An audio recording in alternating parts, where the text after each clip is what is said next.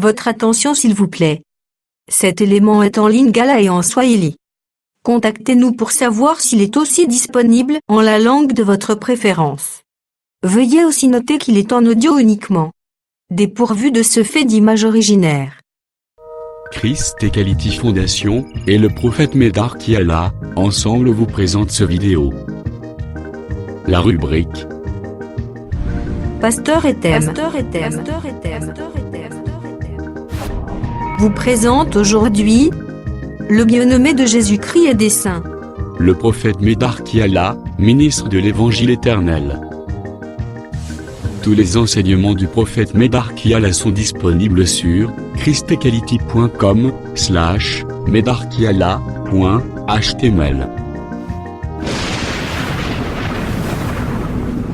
Bonne édification au nom de notre commun Seigneur et Dieu Jésus-Christ. Amen. Lévitique 23, Walawi 23 tukozongela lecture nyonso kobana d'abord na verset 1 tutarudilia usomi wetu wote kwanza ku mstari ya kwanza ti tukokende na tutaenda paka kufikia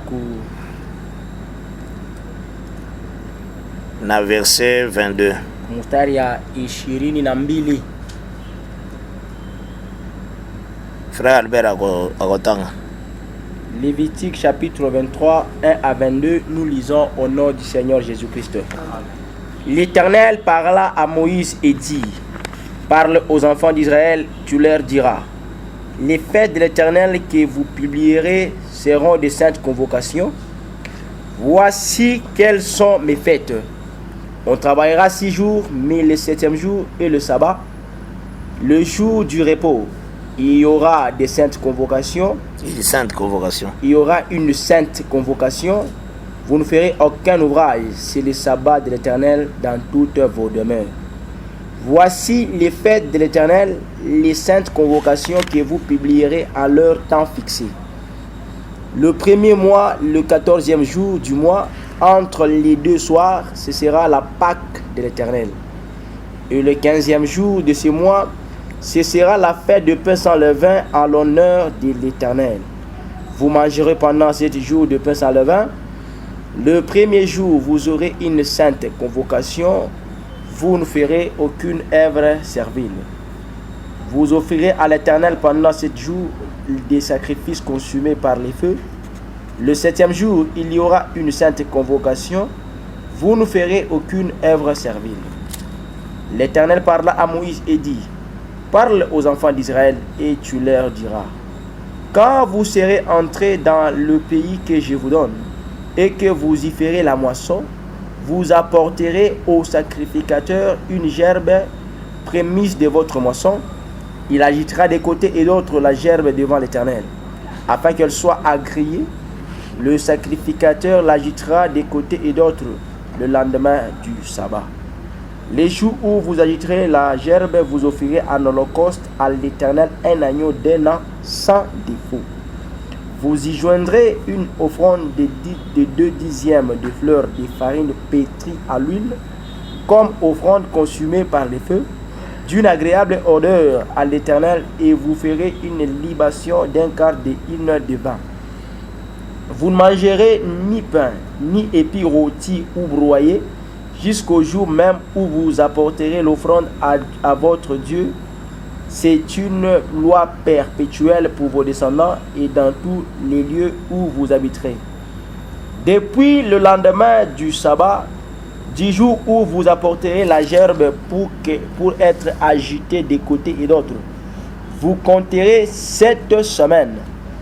Vous compterez 50 jours jusqu'au lendemain du 7e sabbat. Et vous ferez à l'Éternel une offrande nouvelle. Vous apporterez de vos demeures 2 pains pour qu'ils soient agités des côtés et d'autres. Ils seront faits avec 2 dixièmes de fleurs de farine et cuits avec du levain. Ce sont les prémices à l'Éternel.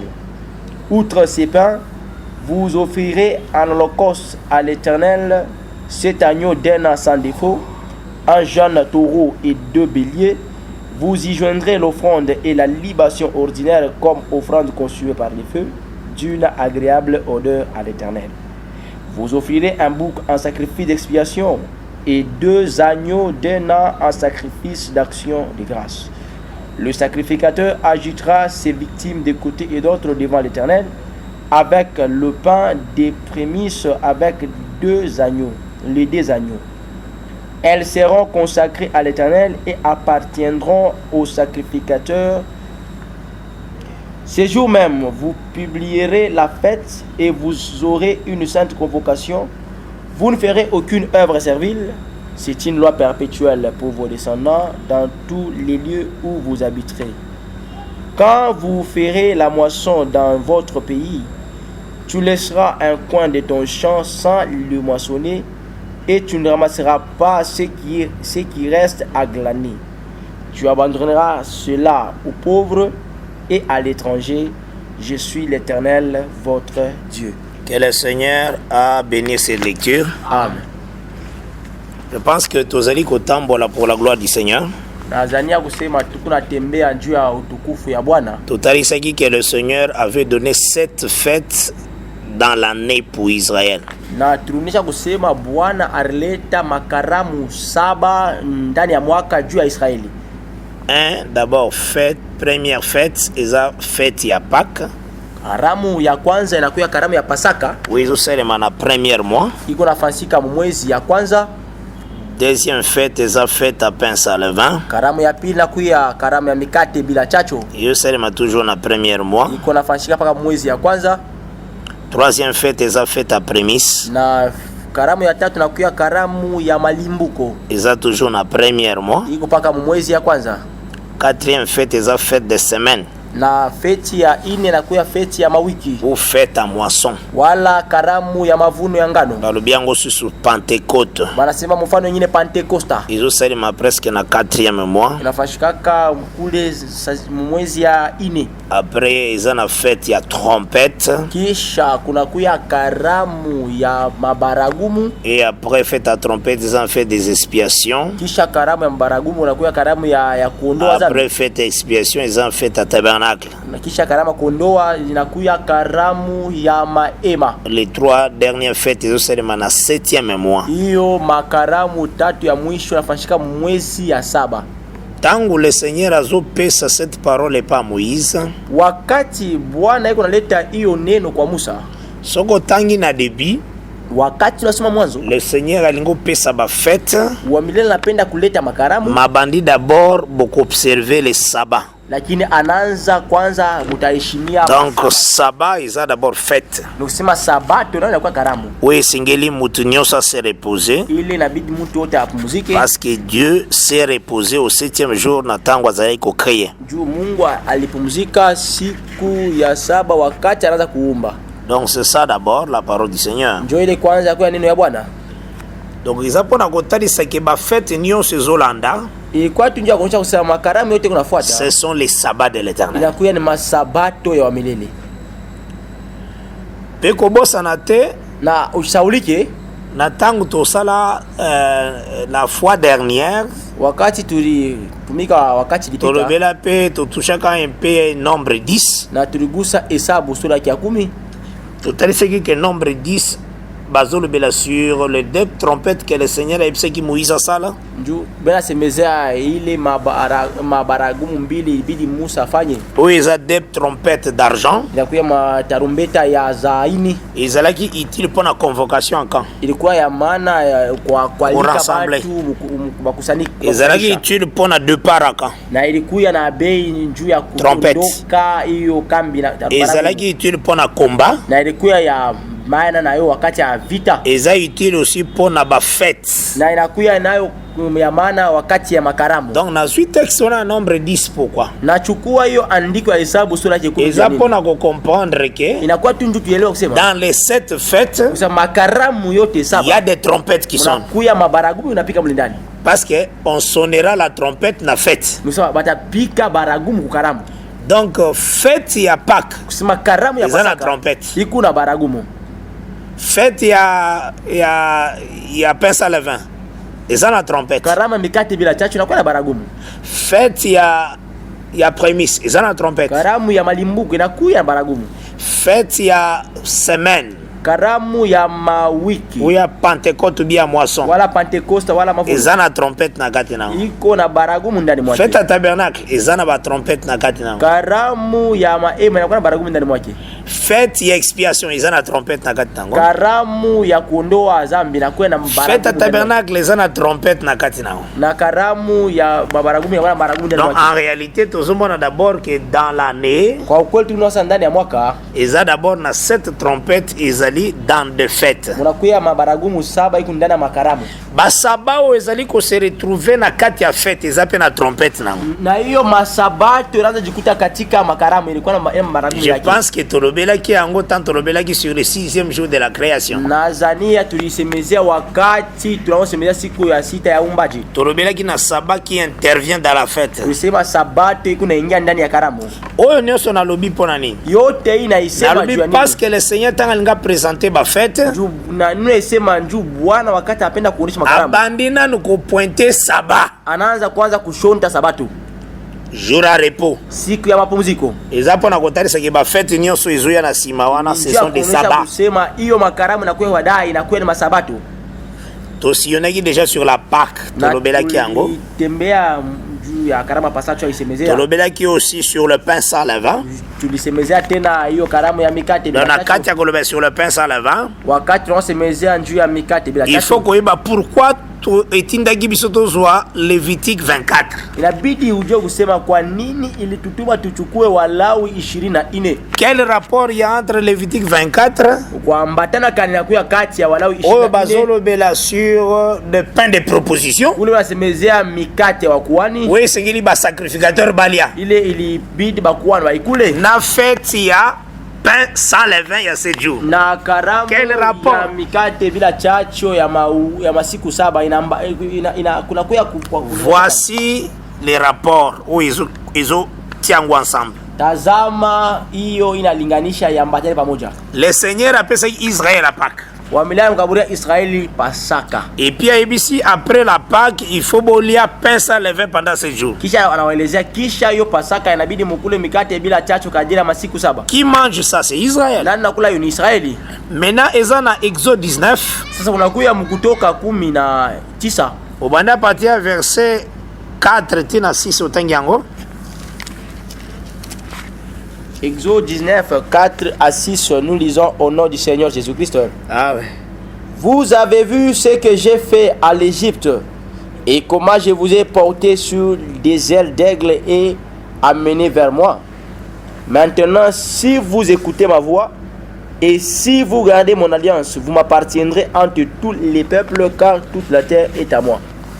Vous serez pour moi un royaume de sacrificateurs et une nation sainte. Voilà. Voilà les paroles que tu diras aux enfants d'Israël. Nous devons comprendre que le Seigneur a dit que le peuple d'Israël est comme un royaume de sacrificateurs. Tunaelewa kusema Bwana alisema taifa ya Israeli takuwa kama hiyo ufalme wa kuhani. Voilà pourquoi etindaki na kwa kuzwa texte ya Lévitique 24. Njoo kwa maana ilituma nilichukue hiyo andiko ya Walawi 20. Oyo le Seigneur a sengaki lolenge sengeli baba na kosala le pain ya proposition. Kule Bwana alilomba mfano inabidi watu kufanya mikate ya kuhani. Mais ce pain là c'était uniquement pour des sacrificateurs. Na hiyo mikate ilikuwa tu ya kuhani qui devaient en manger au 7e jour, le jour du sabbat. Ilibidi wakule hiyo siku ya sabato. Or prophétiquement c'est Israël nation mobimbande zali ba sacrificateur. Japo unabii ni Israeli mshima ndio ilikuwa hiyo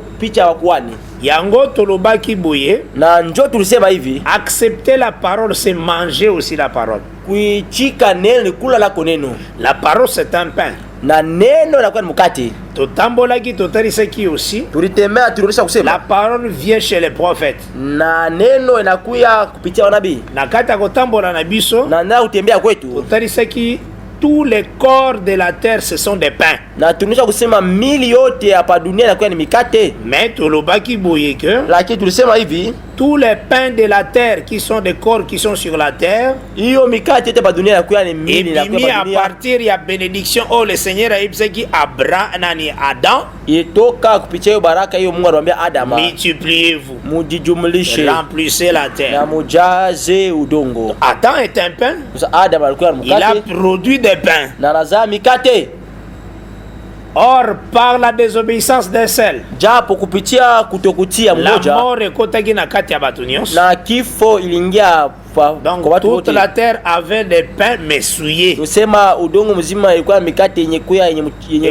uchafu. Et comme le Seigneur azalaki na plan na ya rédemption, Vile Bwana alikuwa na hiyo matayarisha ya wazongisa ukombozi Adam na jardin d'Adam, juu ya kumrudisha Adam bustani ya Edeni, nde abandaki programme na ye, juu alianza hiyo matayarisho azwaki yake. un pain appelé Abraham a sanctifié yango. Alichukua mkate banaita Ibrahimu Et anaitakasa, comme pain sans levain. inatoka kama mkate bila chacho, C'est selon son bon plaisir. ni kufuatana na mapenzi Andimi yake, mutu. anaichikia C'est mtu. par cette lignée Ni kupitia hiyo uzao que le Seigneur a mettre des corps moko à part bakor nyonso ezalaki au monde sur la terre. kule Mungu anaenda kuweka mamili pembeni mbali na hiyo mamili yote hapa dunia, Nde totalisaki ke na kati ya Israël, na njo tunaosha sasa na ndani ya le Seigneur Israeli. aussi a choisissaki de consacrer, So Bwana alichakula wachakuliwa donc comme des prophètes, kama manabii, comme des sacrificateurs. kama wakuani, C'était aussi des pains consacrés. balikuwa kama mikate yenye kutolewa.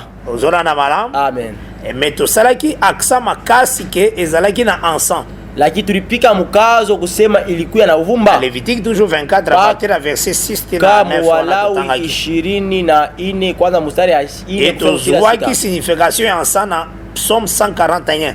na tulichukua hiyo maelezo ya uvumba mu Zaburi 141 mstari ya 2 mstari ya 3, Que ma prière soit comme l'encens. asema ombi yangu ikuwe kama uvumba. Alors tosionaki totalisaki que Na l'encens tulitembea na tunaisha kusema était comme une couronne, comme un vêtement pour le pain. nusema hiyo uvumba ilikuwa kama vazi wala taji ya mkate. Donc c'est ça, cela montrait l'utilité de ce pain. Ile inaanza kuonesha kazi ya mkate, Parce que l'habit en Israël déterminait ce que ce corps est. ni kusema ndani ya Israeli vazi inaanza kuonesha vile mwili Otali unakuwa. mutalati teni oyo lui c'est un sacrificateur. Unaangalia mtu avala hiyo vazi wanasema ni mkwani. Otali mutalati teni oyo c'est une vierge. Unaona mtu avala hiyo nguo wanasema ni bikira. Otali mutalati teni oyo c'est un jardinier. Unaona mtu avala hiyo vazi moja hivi wanasema ni mlimaji wa Mais bustani. l'habit que le pain à l'ata qui s'appelle l'encens.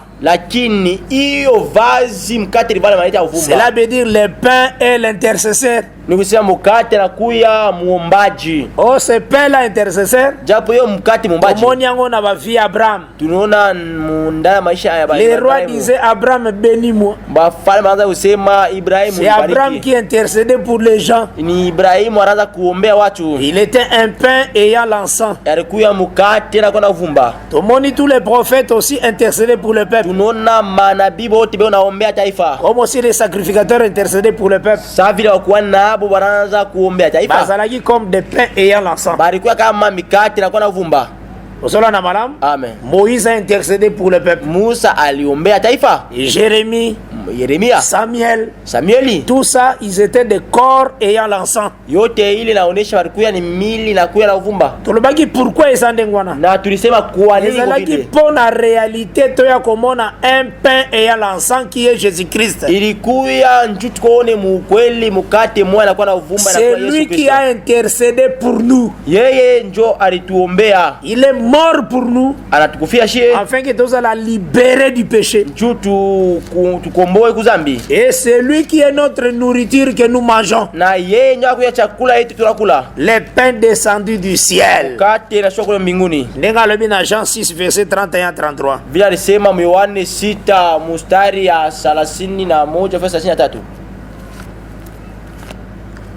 Otangi yango na Jean 6 31-33. 31 à 33, nous lisons au nom du Seigneur Jésus-Christ. Amen. Nos pères ont mangé la manne dans le désert selon qui est écrit. Il leur donna le pain du ciel à manger.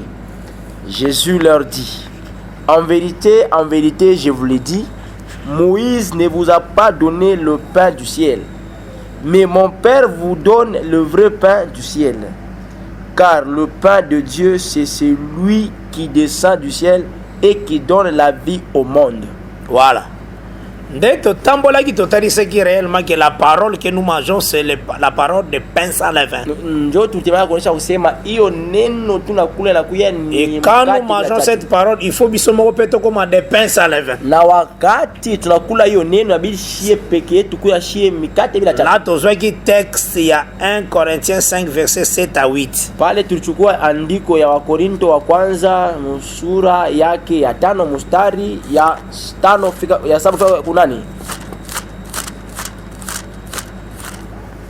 1 Corinthiens 5 7 à 8, nous lisons au nom du Seigneur Jésus-Christ. Amen. Faites disparaître le vieux levain afin que vous soyez une pâte nouvelle, puisque vous êtes sans levain, car Christ notre Pâque a été immolé. Voilà. Célébrons donc la fête non avec du vieux levain, non avec un levain de malice et de méchanceté, mais avec les pains sans levain de la pureté et de la vérité. Voilà. Quand on est pur, quand on témoigne de la vérité, nous avons comme pain sans levain. Nous avons déjà les mises à part, différents aux gens du monde. Mais tu as dit que il y a le rassemblement. Le verset 6, il y a Lévitique 23.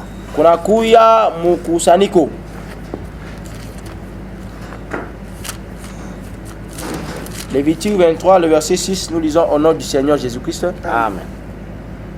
Le 15e jour de ce mois, ce sera la fête de pain sans levain à l'honneur de l'Éternel.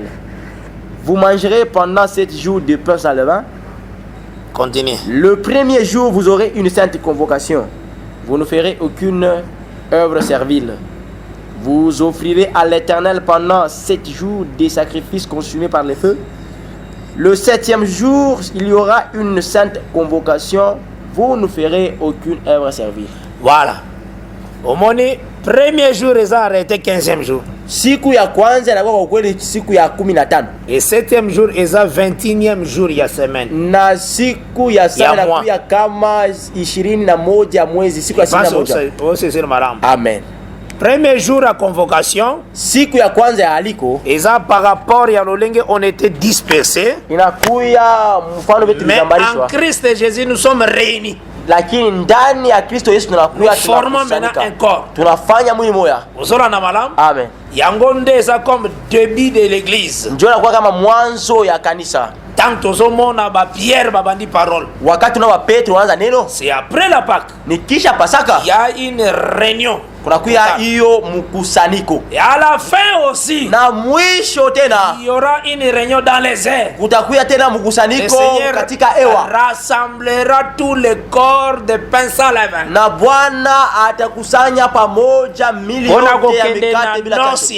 Juu ya kwenda hiyo mukaramu ya ndoa na mwana kondoo. C'est comme si c'est le 7e nandenge ya atteindre la perfection. Kweli inakuya isaba inaonesha kufika kukamilifu. Je pense que tous comprendre madame. Amen.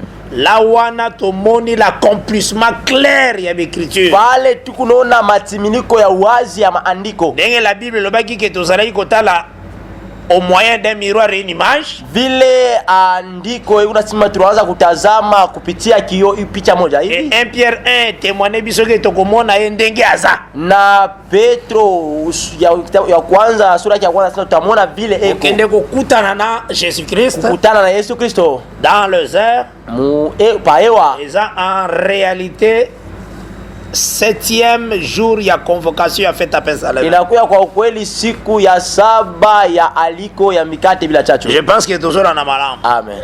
Alors, le Seigneur parle toujours de plusieurs manières, de plusieurs reprises. Sasa Bwana anasemaka paka mfano ya mingi na mkurudilia donc la manière de faire de Dieu, il répète mais il change de manière. Mfano ya Mungu ya kusema anasemaka mara ya mingi lakini iko nabadilisha hali ya kusema. Omoni soko tali, unaona wakati unaangalia après cette fête à pain sans levain, kisha hiyo karamu ya mikate bila chacho, ayeko sala prémisse. Anakuwa kufanya malimbuko. Pourquoi tamboli ndenge wana? Juu ani atembea vile. En réalité, il faut na yo yeba boy. Kwa ukweli inabidi wewe huyo hivi. Comprends que elewa kusema Adama c'est comme un grain. Anakuwa kama mbegu.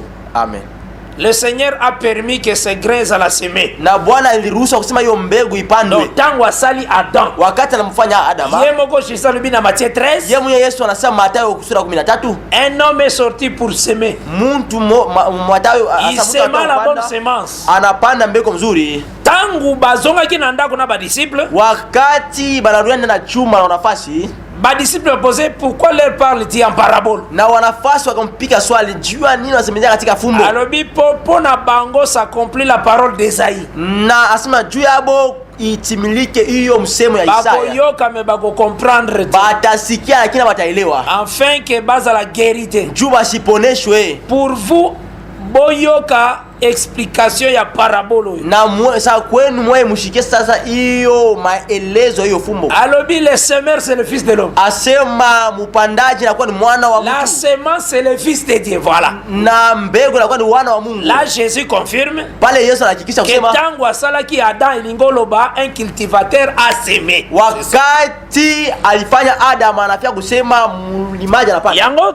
Nathalie Sakabino que quand le Seigneur a béni Adam, multipliez-vous. Nawambia kila siku kusema wakati Bwana alimwambia Adam mujijumlishe. En réalité zakoyo ba Adam kukufa. Kwa kuna wasemaka Adam anabidi ukufwe. Parce que un cultivateur, jumlimaji, soka za na grain na ye. Kama na mbegu yake. Soka zolo ba grain multiplie-toi. Kwa sema mbegu. Cela veut dire zolo ba grain kufa. Anaambia mbegu kufa. Il savait. Alijua. Il a béni. Wakati unasa bariki, il l'a fait mourir. Aliua. C'est ça son plan. Amen. Parce qu'il est cultivateur. C'est ce qu'il voyait. Mais tango sali eloko wana. Wakati afa kile kitu. Parce que ye moko atalisi okomona ke azotalisa boye ke. Ndio tona pekee yake anaosha kusema. Azo répéter Adam na kati ya Moïse aussi. Eko na nzula Adam ndani ya Musa. Comment? Mfano gani? Asali ke Moïse akufi. Anafanya kusema Musa anakufa. Ye moko ndake enterrement kolo na Moïse. Ye munya anaenda maziko kumshika Musa. Aboya geza na batu pani. Alikatana kwa watu jua nini? Ezalaki po atalisa le mouvement qui se faisait na jardin d'Adam. Ilikuwa tu ndio onesha hiyo kutenga nafasi ya bustani ya Edeni. C'est lui qui a tué Adam. Yeye jamua Adam. Et c'est lui qui doit aller à l'enterrement. Ni yeye inabidi aende kwa ziko peke yake. Mtu mswa kokene na enterrement gokoza la tena tawa. Ndio mtu inabidi aende maziko. Parce que l'homme était déjà mort. Les propriétés de l'homme étaient que l'Éternel. Il fallait que le seul a qui est l'enterrement. Voilà pourquoi il fallait inverser à la Oyomoni éternel lui-même est allé enterrer un homme. C'est ça. Donc il répétait les mouvements du jardin de comment il devait s'aimer Adam. Mais quand il fait ses programmes, Atiaki avec la promesse que la postérité de la femme écrasera la tête du serpent. Alifanya kusema kupitia aji hiyo uzao ya mwanamke itaponda kichwa ya nyoka. Donc il voyait la restauration d'Adam. Anaanza kuona kutiliwa upya ya Adam. Il voyait la manière où le grain qui était semé, qui était mort, devait ressusciter et prendre notre corps. Anaanza kuona mfano hiyo mbegu ilipandwa ilibidi ifufuke na ibebe mwili mwingine. Nathalie Sakibino d'abord aussi. Na nilionyesha kwanza kusema. Dans na lobaki sur les jours de l'éternité. Wakati niliwasemezea njia masiku ya milele. Le Seigneur azongisa mabele na mai 2 fois. Bwana alirudisha udongo ndani ya maji mara 2. Donc asali danu ketango asali mabele na ye asala kike na kata mai. Alifanya kusema vile alifanya udongo wake ilikuwa ndani ya maji. Aye na 3e jour abimisi yango na mai. Anakuya siku ya 3 anaitosha ndani ya maji. Aye na lera Noé azongisi yango kana kata mai. Anakuya tena wakati ya Noé anirusha tena ndani ya maji. Après ta Noé abimisi yango. Kisha wakati Noé anaitosha tena. Donc terre bima na mabele 2 fois na Bible. Nikisema udongo yetoka ndani ya maji mara 2 ndani ya Première fois faut le tirer des eaux. Mara kwanza na Biblia inasema inatoka ndani ya maji. Deuxième fois faut le retirer. Mara ya pili Biblia inasema anatosha upya. Ce qui nous attire plus. Ile atukota mingi. Eza jour oyo mwana ya Farao akenda ko kozwa Moïse na mai. Inakuya ni ile siku binti wa Farao anobeba mwana kumtoni. Tanga zongi si epa mama na ye. Wakati amusha mama yake. Lolenge yaya na ye yaki ko pesa toli. Vile dada yake ya Musa aloleta shauri. Jour ya zwa Moïse. Shiko arumba Musa. Azo se rappeler na tanga yako tikele Moïse azo se rappeler na jour akina ozo na mai. Shiko yako mrudishia ila kumbuka siku anaenda mbaka maji. Nde apesi ye kombo. Je l'ai retiré des eaux. Njana mpatia njila nilimkokota upya kumaji. Il faut faire très attention. Aloba kite que je l'ai tiré des eaux. Inabidi ke bangi asibe nilimkokota kumaji. Aloba je l'ai retiré des eaux. Asa nilimkokota upya ndani ya maji. Tiré de nouveau. Anakokotwa upya. C'est ça Moïse. Ndio Musa. Donc, Oyazala qui tirait avant c'est Adam. Musa ule alikokoto wala kwanza ni Adam. Moïse est comme retiré. Musa kama anakokotwa upya. Mais tant que solo ba Moïse retiré encore, tiré de nouveau. Wakati tunasema Musa anakokotwa upya tena. Exode 2. Mkutoa sura yake ya pili. Il faut tuna. Inabidi pia swali. Mayo aliboso Moïse batira ki eza mai wapi? Maji ile walimtosha Moïse mara kwanza ni maji kani. Il faut répondre mai wana ezande mama na ye. Inabidi ujibu sasa maji na mama yake. Parce que la femme saka comme mai. Ndio mwanamke alaka maji. Zora na malam. Unafuata mzuri. C'est les eaux. Ni maji. D'ailleurs kutu mwana tanga saka na libumba za akana kata mai. Wakati mwana landa na tumwa landa na maji. Donc kama zo retirer za premier mai ya uti ko bibi. Wakati natoka inakuwa ni mala kwanza tona na maji. Yango komona ke na deuxième jour ya création. Ndio tuna ku siku ya pili ya umbaji. Mayo ezaki na premier jour ya création. Maji ilikuwa siku ya kwanza ya umbaji. Na deuxième jour ekabwana en deux. Siku ya pili inajigawanya. Parce que mayo wana début c'est Abraham. Ndio maji yule mwanzo ni Ibrahimu. Na kati Abraham iya Ibrahimu. Sara. Ya Agar. Unakuwa na Agar. Uzora na malam. Amen. Agar nde mai ya se. Agar kwa maji ya chini. Nde abota la terre appelée Ismaël. Ndio anazala udongo aita Ismaeli. Parce que Ismaël c'est tout un sacerdoce. Ndio Ismaeli anakuwa ni ukoani. Selon Galates 4 à partir du verset 21 à verset 27. Kupitia kitabu wa Galatia sura 4 mstari 21 Agar c'est le mont Sinaï enfantant pour la servitude. Usema Agar anakuwa ni mlima ya Sinai nazala njuu ya utumwa. Je pense que bosora na malam. Na zalema fuata vizuri. Na tamboli nengo na pona nini? Na tembea hiyo mfano parce que Dieu parle de plusieurs manières. Juu Mungu anasema namna ya mingi. Les mouvements ya grain. Hiyo kutenka ya mbegu ya Adama. Olenga pesa ki Adam. Le monde, l'autorité madaraka a répété yango et pas un homme appelé Abraham. Parce que la Bible déclare l'héritage du monde a été promis à Abraham et à sa postérité. Or eloko wana ya monde nzamba pesa kango nde Adam. Maintenant il aussi est pas Abraham. Les jours à na Genèse 22. Abraham, donne-moi ton fils, ton unique. Après que le Abraham a obéissaki, apesi Abraham pouvoir ya monde mobile. Tu posséderas les portes de tous tes ennemis. Parce que porte c'est la parole. Porte c'est la parole. C'est comme Jésus-Christ est notre porte. C'est la parole. Mais quand tu possèdes toutes les portes, cela veut dire qu'il y a l'autorité de toutes les paroles qui peut se dire sur la terre.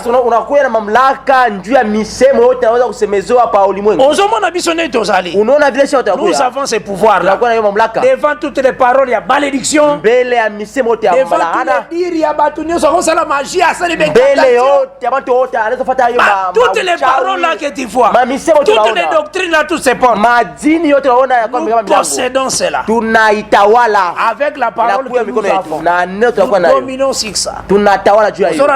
Amen. Dieu a répété Adam na Abraham par rapport à héritage. Na Mungu alianzurula Adama ndana Ibrahimu kupitia uriti. Comme Adam est grain, vile Adama ni Abraham aussi doit être grain. Ibrahim inabidi akuwe mbegu. Parce qu'il est aussi répétition ya Adam. Ndio anakuwa naye kuanzurula ya Adama. Mais Abraham na kati na ye, lakini Ibrahim ndani mwake Zamba zotanga Isaac na Jacob. Mungu eko nasoma enataka Isaka na Yakobo. 3 pères. Eko nataka baba butatu. Mais ce qu'on dit en Exode 3, Lakini wakati tunasoma quand le Seigneur a dit qu'on se présentait pas et à Moïse, wakati Bwana kwa jionesha mbele ya Musa, alobaki je suis le Dieu de ton père. asana kwa Mungu wa baba yako. Le Dieu d'Abraham, Mungu wa Ibrahimu, wa Isaka, faut faire très attention. Il a dit le Dieu de ton père. Asa Mungu wa baba yako.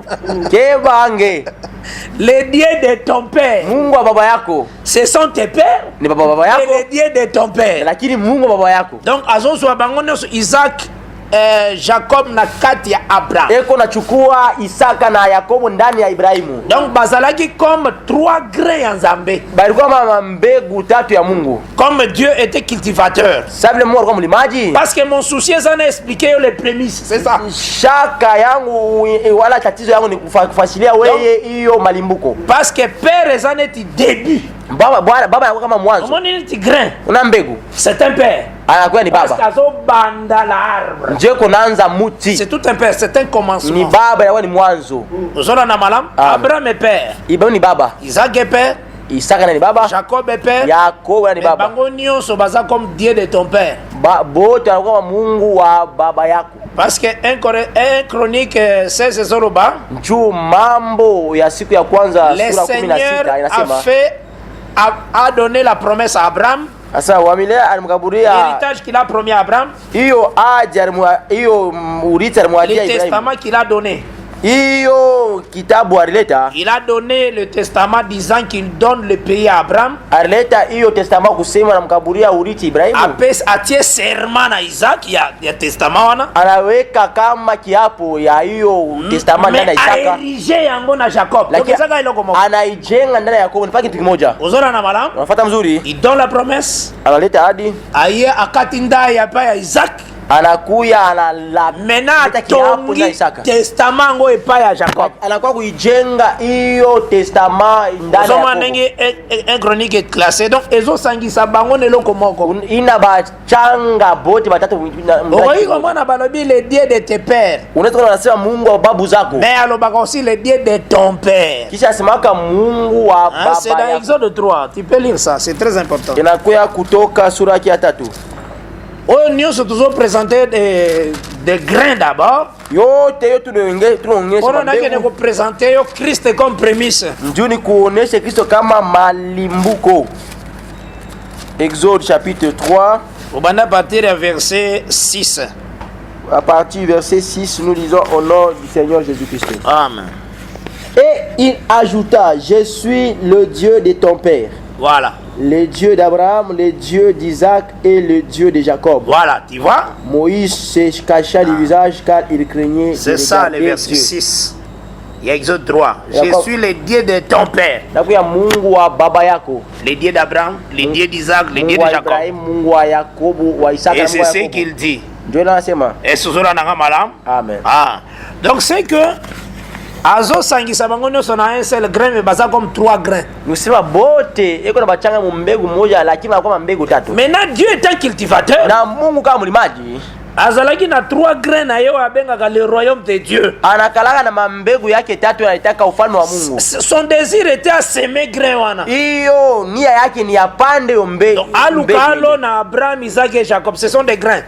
Anatafuta apande Ibrahimu, Isaka, Yakobo na kwa mambegu. Alors il faut aluka partout les moyens à abimisaini tero ya kolona. Sasa inabidi afanye nguvu yake yote atoshe udongo za kapanda. D'abord na ini terre. Kulikuwa kwanza udongo. Oya liboso. Ya kwanza Adam. Mais liboso ya Abraham il fallait abimisa encore ini terre. Mbele ya ba Ibrahim ni bia inja. Cette terre zote pour la deuxième fois s'appelle Moïse. Ile udongo unatosha mara ya pili aita Musa. Moïse qui est la loi. Musa kwa sheria. Le Seigneur a pris ces 3 grains cultivateurs. Na Mungu anachukua mambego tatu kwa mlima. Il a semé à Sinaï. Anapanda kule Sinai. En tout cas ces grains devaient mourir. Lokola Adam kufaka. Hiyo mambego ilibidi kufe vile Adam alikufaka. C'est pourquoi on appelle le ministère de la loi ministère de la mort. C'est ça. Donc kule ita hiyo huduma ya sheria. Ça fait mourir les grains. Inaua mbegu. Mais pour que ces grains doivent sortir après. Tu hiyo mbegu itoke tena baadaye. Au temps ya moisson. Wakati ya mavuno. Yango Jésus-Christ dans Jean 4. Njoo kulesa kwa Yohana sura 4. Voici la moisson déjà blanchisse. Tazama hiyo mavuno sha kukomala. Ozomona ndanga yaki. Donc tant qu'il y a Jean 4, alors il est temps on a yé. C'est la vie du photo de Jésus. C'est que basema qui bagre moko quelque part. Yango yo na Jean 4 zolo bomondi déjà moisson. Na weye muyoano sura ino nasema en réalité ayebisi ba disciples. Kwa kweli naambia wanafasi. Je vous ai envoyé moissonner là où vous n'avez pas semé. Niliwatuma mukavune vazi ya mkupande. C'est ce qu'il dit. Ndio nawaambia. Donc c'est que il y a eu des choses ezalaki avant. Kulikuwa bitu ilikuwa kumwanzo. Ouais, ezalaki semé na Sinaï et pas Moïse. Ile ripandwa kule Sinai kwa Musa. Et Moïse devait faire mourir ces 3 grains. Na Musa ilibidi auwe na mbegu 3. Parce que Jésus-Christ tango azalaki kolobela tango yaki poser question. Juu Yesu Kristo wakati anaanza kusema wakati alikuwa mpika swali. Na basadicéens. Kwa Sadukayo. Une femme a eu successivement 7 frères. Asema muke bwana pata babwana 7. Lors de la résurrection. Wakati ya ufufuko. Mwasi wana kozala ya nani? Huyo muke atakuwa bibi wa nani? Nde le Seigneur a ibisi bango. Ndio bwana waambia. Vous ne comprenez ni l'écriture. Amuelewe wala andiko ni la puissance wala uwezo wa Mungu. Nde alobi. Ndio sana nasema à l'heure de la résurrection, wakati ya ufufuko, vous serez comme des anges. Mtakuwa kama malaika. Osomon. Amen. Nde ayebisi bango. Ndio sana baelezea. Pour ce qui concerne la résurrection, ile inangaria ufufuko. N'avez-vous pas appris ce que Dieu a dit? Amukufunde yeye Mungu alisema? Yoka pour la résurrection, qu'est-ce que Dieu dit? Sikia njia ufufuko Mungu anasema. Tangangu mena. Matthieu 22. Bamona ka ba livre Matthieu, ba livre facile. Matthieu 22 à partir du verset 30 ou bien verset 29, je lis au nom du Seigneur Jésus-Christ. Jésus leur répondit. Matthieu 22 verset 29. Verset 29 et 30. Jésus leur répondit, vous êtes dans l'erreur. Oui. Parce que vous ne comprenez ni les Écritures, ni la puissance de Dieu. C'est ça. Car à la résurrection, les hommes ne prendront point de femmes, oui, ni les femmes de Marie, mais ils seront comme les anges de Dieu dans les ciels. Oui. Pour ce qui est de la résurrection des morts, voilà. N'avez-vous pas lu ce que Dieu vous a dit? Je suis le Dieu d'Abraham, le Dieu d'Isaac et le Dieu de Jacob. Voilà. Dieu n'est pas Dieu des morts, mais des vivants. Ces 3 grains-là ont la vie. Mais Dieu avait dit pour ces 3 grains, sa vie, ils ont vivre. Ozola na malamu ha? Yango nde ezobima en Jésus les 3 grains. Ile mambe utatu inatoka ndani ya Yesu. Yango moni tango obi kote yaka lokola ba groupe de prière. Ushanze kubiri sa mabikosi ya malomi. Koza na groupe de prière c'est un péché. Kuya mujikosa malomi ni nzambi. Na mwa ba église ba vision wana c'est tout un péché. Makanisa ya maonyo na kwa ni nzambi. Pour vraiment ils ne comprennent ni l'écriture. Abailo ata andiko. Quand le Seigneur a présenté likambo à 4 terres. Wakati Bwana alionesha mambo ya bulongo 4. Maintenant 4e terre. Hiyo bulongo ya 4.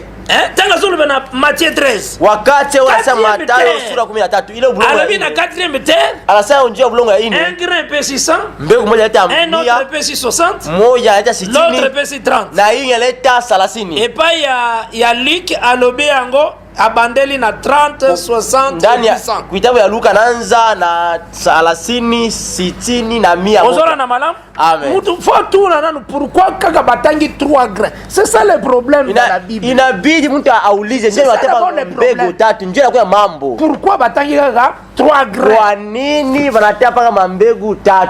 4e terre on était le saka Jésus. Hiyo udongo ya 4 unashaka Yesu. Parce que obéissant. C'est lui qui est obéissant. Frère. C'est Jésus. Ce n'est pas toi. Amen. C'est écrit dans Isaïe 50. Le Seigneur a exercé mon oreille. Afin que j'écoute comme écoute des disciples. Donc l'Éternel devait venir comme disciple en obéissant.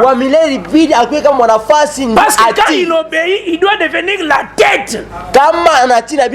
C'est lui la 4e terre. C'est lui. En lui, il y a ces 3 grains. C'est pourquoi il dit que je suis la résurrection. Amen.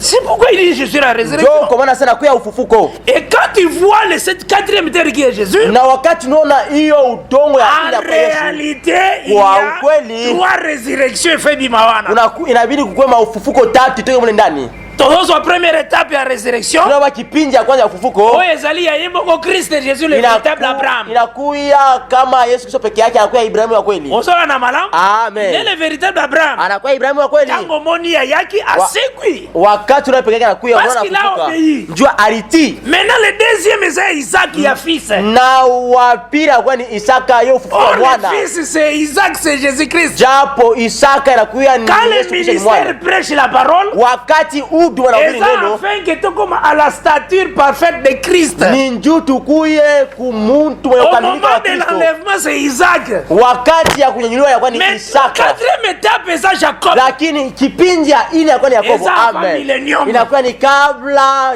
kutawala miaka elfu Avant que moja. le règne millénaire banda. Kabla yo utawala miaka Même elfu les moja. 144 000 résisteront. Na wale wa Ils seront en watafufuka Christ. watakuwa ndani ya Kristo. Même les vierges folles Hata résisteront. wabikira wapumba Ils seront watafufuka. en Christ. Watakuwa ndani ya Ils Kristo. seront toujours dans la même terre là. Watakuwa ndani ya udongo moja moja C'est hiyo. pourquoi il se dit que je suis la résurrection. Njoo kwa maana anasema kwa ufufuko. C'est lui Abraham, Yeye kwa c'est Ibrahimu. lui Isaac, Yeye kwa c'est Isaka. lui Jacob. Yeye kwa Mais Yakobo. dans la résurrection, Lakini ndani ya ufufuko. Ozola na malam, Amen. je suis la résurrection. Nina kwa ufufuko. Et c'est ce qu'il montre là. Njoo anaonesha pale. Yango mboni tangu a travaillé. Njoo kuna unaona wakati anatumika. A présenté déjà que c'est un temps en champ et c'est coquille. Anaonesha inakuwa ni wakati shamba inesha Ndenge alobi kubala. na Jean chapitre 4. Vile anasema moyo wanu sura yake ya 4. Nde maintenant alobi que déjà champ et coquille. Njoo kuna anasema shamba inesha C'est kuivya. qu'on doit prendre la gerbe. Inabidi bachukue hiyo chipuko. Soit Job chapitre 5 verset 26. Amen. Lokola champ et coquille, on doit prendre en tout cas la gerbe qui Vile est les prémices. shamba inaivya inabidi bachukue hiyo chipuko kama malimbuko. Job chapitre 5 le verset 26. On doit prendre la gerbe. Nous lisons au nom du Seigneur Jésus-Christ. Amen. Tu entreras au sépulcre dans la vieillesse comme on emporte une gerbe en son temps. Voilà. Maintenant, lokola champ et coquille, Vile shamba on inaenea doit inaivya. prendre les prémices. Inabidi achukue hiyo malimbuko. Les prémices, c'est la gerbe où il fait sa namboka sacrificateur. Hiyo malimbuko kama ile chipuko iko mkono ya Maintenant, Bwana. Job dit, Na Ayubu prendre anasema la gerbe, kuchukua c'est malimbuko comme un vieillard qui entre dans les sépulcres au jour de sa mort. inakuya kama mzee kona ingia mkaburi siku ya kufa kwake. Lokola lobaki champ de Jésus coquille. Vile asema shamba shako mala. Cela veut dire il va mourir. Anafanya mimi anafia kufa. Bozola na malam. Amen. Yango 1 Corinthiens 15 verset 20 na 21 lobi. Ndio kule wa Korinto Il est les prémices de ceux qui sont morts. anakuya malimbuka wale wanesha kufa. 1 Corinthiens chapitre 15 verset 20. 20 à 21 nous disons au nom du Seigneur Jésus-Christ. Amen. Mais maintenant Christ est ressuscité des morts, il est les prémices de ceux qui sont morts. Voilà. Car puisque la mort est venue par un homme, c'est aussi par un homme que venue la résurrection des Voilà morts. les prémices, c'est lui là. Tazama limbuko ni yeye. Bozola na malam. Amen. Ne lobeli mususu na les humains, c'est les premiers-nés. Kusema kunyia kwa ni mzaliwa wa kwanza musema C'est ya les watu. premiers que le Seigneur accepte. Inakuwa ni ule mzaliwa wa kwanza wa milana Mais itikia. en lui, il a justifié tous les gens. Lakini ndani mwake anatilia haki shamba mzima. Je pense que tous ceux comprennent que même là. Amen. Donc, à partir que bako présenter gerbe Kwanza siku ataonesha hiyo chez les walimbuko sacrificateurs, kwa mkwani. donc c'est la mort et la résurrection de Christ. Inakuya ni kufwa na ufufuko ya Kristo. Pourquoi ils ont gerbe? Kwa nini akuya hiyo chipuko? Gerbe za bakangisi ba nzete ensemble. Hiyo donc ba- chipuko inakuwa banakusanya majani ya mingi kwa donc sababu bakangisi ba nzete ensemble. Cela veut dire Bana nous changa sommes majani. morts ensemble avec lui, inafaa sasa tunakufa pamoja naye, sommes ressuscités ensemble. C'est ça gerbe. tunakufa tunafufuka pamoja. Et Ndio kama chipu- assis dans les lieux chipuko. célestes ensemble. Na tunaketi mafazi ya juu mbinguni pamoja. C'est ça la fête à gerbe. Je nakuya karamu Ozola na ya malam. malimbuko Cette ya fête à hii gerbe chipuko. a sa trompette. Hiyo karamu ya malimbuko Et ya c'est kwa baragumu pourquoi yake. nous nous prêchons cette trompette, Njoo kule tunahubiri hiyo baragumu. Christ est ressuscité. Kristo Il a anafufuka. vaincu la mort. Anashinda Il mauti. a anéanti les péchés. Anangusha Il a na ôté les péchés. dhambi, anatosha Il dhambi. nous a donné la vie Na éternelle. tukaburia uzima wa milele. C'est pourquoi nous avons opté à l'évangile éternel. Njoo tutahubiri injili ya milele. L'évangile qui a la victoire sur la mort. Injili inakuya na ushindi. C'est juste juu ya ça nous mauti. prêchons. C'est ça. Mauti. C'est ça le prémisse. Njoo inatahubiri malimbuko. Parce qu'a déclaré que nous, il y a l'évangile. Kunakuya injili. Oh, ils ont défié la mort. Inakuwa na uwezo Ils ont la facilité à dire oh mort, où est ta victoire? inakuya na uwezo kusema kifo Oh, mort, wapi où est ushindi ton wako, aiguillon? wapi uwezo wako. C'est un évangile. Inakuwa ni injili. Oh, ils ont la victoire sur la mort. Inakuwa na ushindi juu ya mauti. Mais c'est un évangile ni sauté. Haina hasa inachama evanjili yote. Moi, ma doctrine, mususu batu bazo benga évangile, mais évangile zaka moko. Hiyo majini nyo itasa na injili, lakini injili ni moya. Eza na ba doctrine mususu la mort tanga zo tala ngwazo se. Kuma majini nyingine wakati rufu na ngara sangari hapo. Utalika doctrine vraiment la mort na bibato baza doctrine na ko kanga bango bakena enlèvement. Asaba tabamba batinda kunyanyuliwa. Na ko retenir bango bakende. Tabashika batinda kunyanyuliwa. Mais la mort ayebi, Lakini kifo qu'il y a kinajua un évangile, kunakuya injili. un peuple qui a cet évangile là akoko retenir bisi. Taifa moja kwa injili asiwezi kutushika.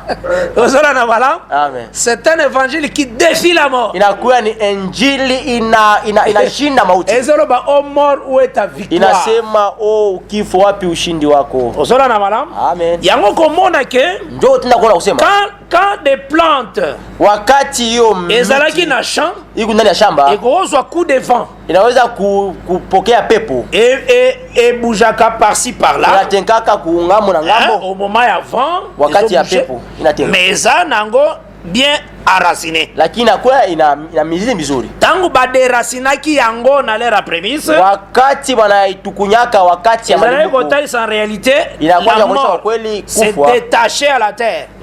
mauti inachana udongo. Mais tangu komi na maboko ya sacrificateur Wakati inakuya mkono ya azongisi mouvement oyo baplante ezalaki nango na champ. anarudisha kutenga mmoja hiyo michi wana katika shamba. Donc cela veut dire que c'est la vie, c'est la résurrection. Inafaa kusema ni uzima ni ufufuko. Il présente comme un témoignage Anaonyesha kama ushuda de côté à d'autres. kungambo na kwingine. C'est ça, ce témoignage-là, tomoni la parole olenge bandi à Jérusalem jusqu'aux extrémités de la terre. Ndio tunaona hiyo vile neno naanza ku Yerusalemu paka kuma mipaka ya ulimwengu. Mais au moment où ils ont qui n'est pas sacrificateur, Lakini wakati iko nenda mikono nous savons que le véritable sacrificateur c'est Melchisedec. tunajua kusema mkuhani wa kweli na kuya ni Melkisedeki. Christ est allé présenter les rapports et pas à Melchisedec parce qu'il est venu selon l'ordre de Melchisedec et non selon l'ordre d'Aaron.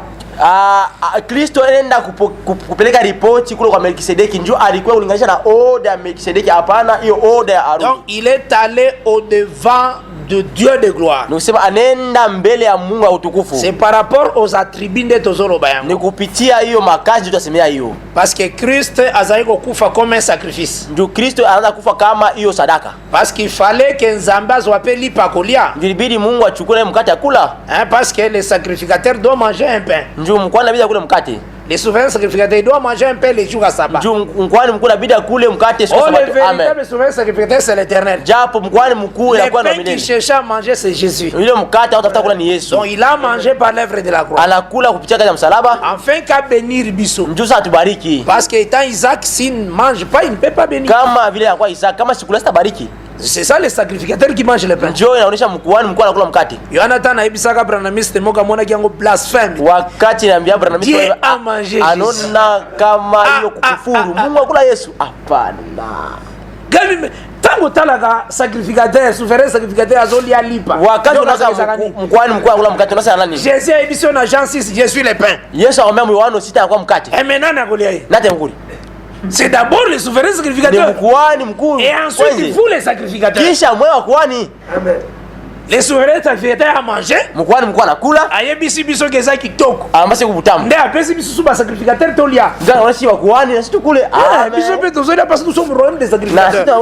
Mais d'abord les souverains. Kwanza huyo mkwani mkuu anakula. Mais tant que toyebisa bango ndenge na baza na trouble. Wakati waambia vile wanakuwa na mvuruko mkichwa. Mais comment okozwa vie soko le vite? Kama namna gani utakuwa na uzima kama kule uzima. Il faut lia vie pozwa vie. Inabidi kule uzima ndio kuna uzima. Zola na mala. Amen. Donc c'est ce que nous comprenons par là. Njoo ile toa ile upitia hiyo. Quand ils ont présenté devant les sacrificateurs, wakati inaoneshwa mbele ya mkwani. Vous compterez maintenant 7 semaines. Kule sasa mutesabia mawiki 7. 7 semaines wana ezaka 7 semaines ya moisson. Hiyo mawiki 7 yalani mawiki ya mavuno. 7 semaines juste à moisson. Yalaka ni mawiki 7 ya mavuno. Parce que tu aussi ça un peu près dans 10 minutes. Na zaidi tuelesha bien dans 7 minutes. C'est donc les seigneurs ça biso grâce. Dakika 10 wala dakika 7 vile Mungu atatujalia neema. Le 7 semaines en réalité c'est le 7 semaines à moisson. Hiyo mawiki 7 inakuwa mawiki 7 kwa kweli ya mavuno. Moisson en Israël ezako banda moisson d'orge. Hiyo mavuno kule Israeli yana kwanza na mavuno na moisson de blé.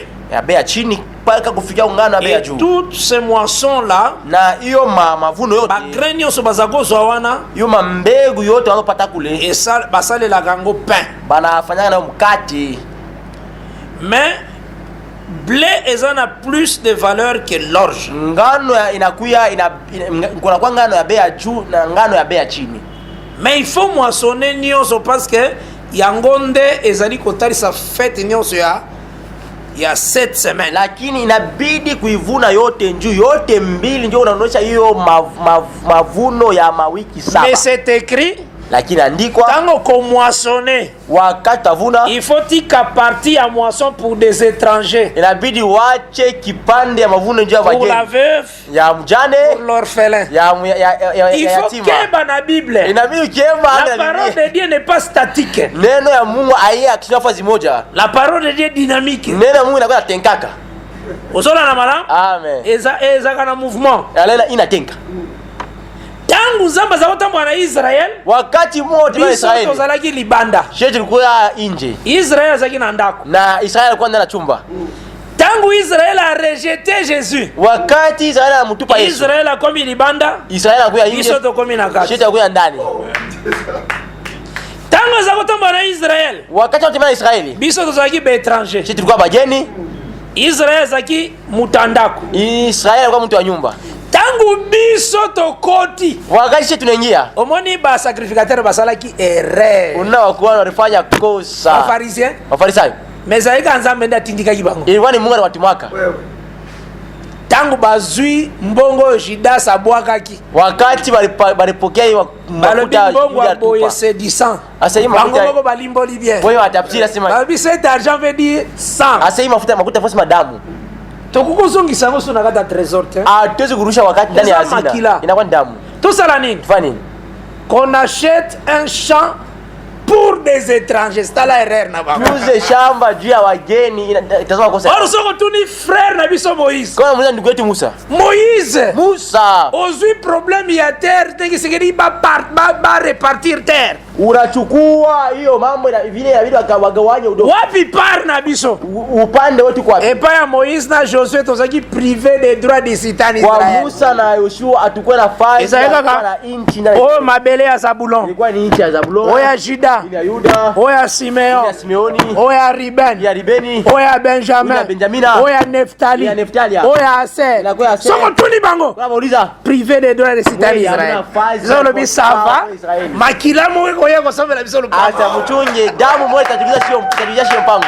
Epana bango tozaki privé des droits. Wabo atukwe nafasi ya makao kule Israeli. Ota la parcelle boeza ya Aser. Unangani pango ya Aser. Ota la boeza ya Neftali. Unangani Neftali. C'est sérieux? Ya kweli sérieux. Ndenge ni biso na héritage Abraham tozana parti. Namna gani sia atuna na urithi ndani ya urithi ya Ibrahimu. Mais na bango basimi makila moko na maboko. Sawa chukua damu yoka likanisi. Sikia mawazo. Tosombela ba étranger champ. Tubozie wageni shamba na hiyo damu. Frère, mpendwa. La mort à Christ c'est ça joie pour nous. Kufa kwa Kristo kwa furaha yetu. Le sacrifice à Christ. Sadaka Kristo. C'est ça joie. Inakuwa furaha kwetu. Et depuis surtout soit parcelle. Inatusaidia tupate mpango. Et si quand on s'en a qui parcelle. Wale tulikosa mpango. Osolana madame. Mais cette parcelle les alliés champ sépulcral. Na hiyo mpango inakuya ni makaburi. Donc soko lingo kota il faut kufa. Kuna unapenda kuingia bidi ukufwe.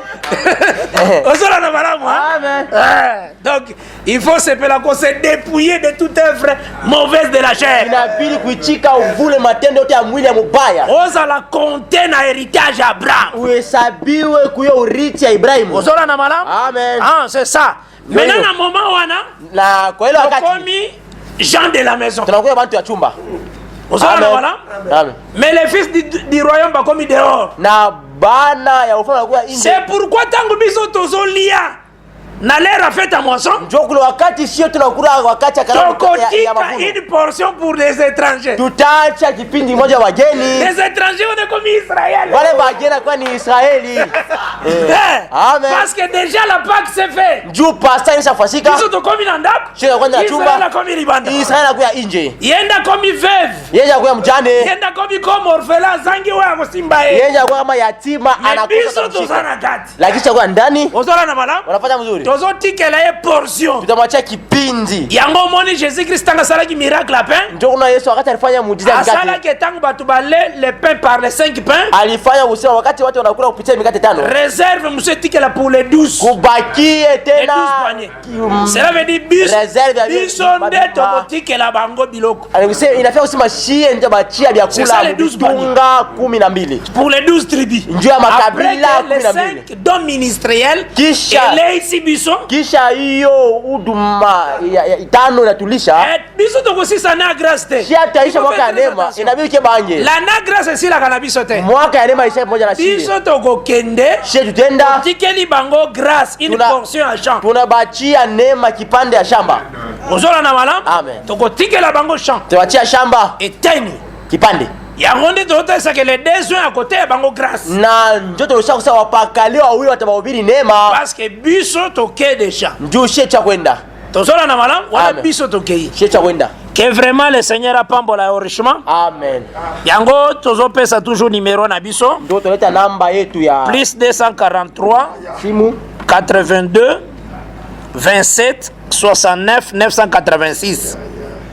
Et puis plus 243 998 68 32 53.